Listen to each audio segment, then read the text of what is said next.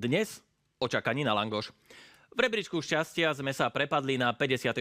miesto. Šťastie súvisí okrem iného aj so životnou úrovňou, ktorú v štáte zvyšuje ekonomický rast.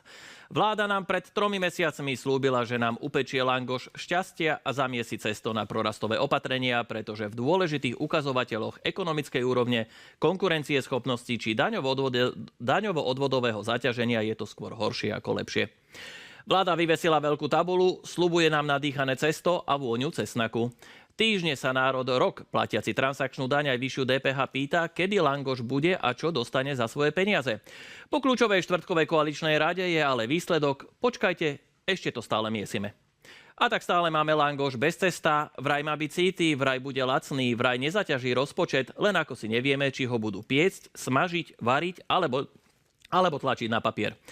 Kuchár Kamenický vyzerá rezignovane, prvá pomocnička Saková bezradne, majiteľ stánku Fico vie, že stojí pri prázdnej panvici a tak ľudí stojacich v rade balamúti, že za hlad môžu média, opozícia, Brusel, mimovládky a pravdepodobne aj ten občan, čo si dovolil spýtať sa, kedy to už konečne bude.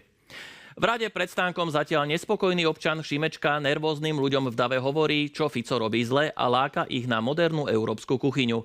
Lenže namiesto prevratných jedál ponúka akurát výrazne nasvietenú vitrínu. Ich programu Veľký tresk odborníci príliš neveria, lebo vedia, že ekonomika nie je izbová rastlina, ktorú stačí raz týždenne poliať. A to, že PS nevie Smeru v prieskumoch výraznejšie odskočiť, je aj preto, že ľudia po 3 rokoch chcú od lídra opozície viac ako len poukázanie na to, že Ficov stánok s langošmi je hygienicky problémový.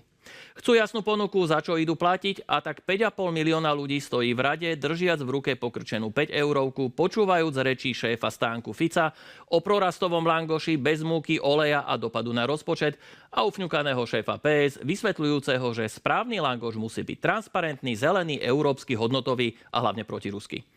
Vždy budeme mať len taký langoš, akých schopných máme stánkarov a komu zveríme jeho výrobu.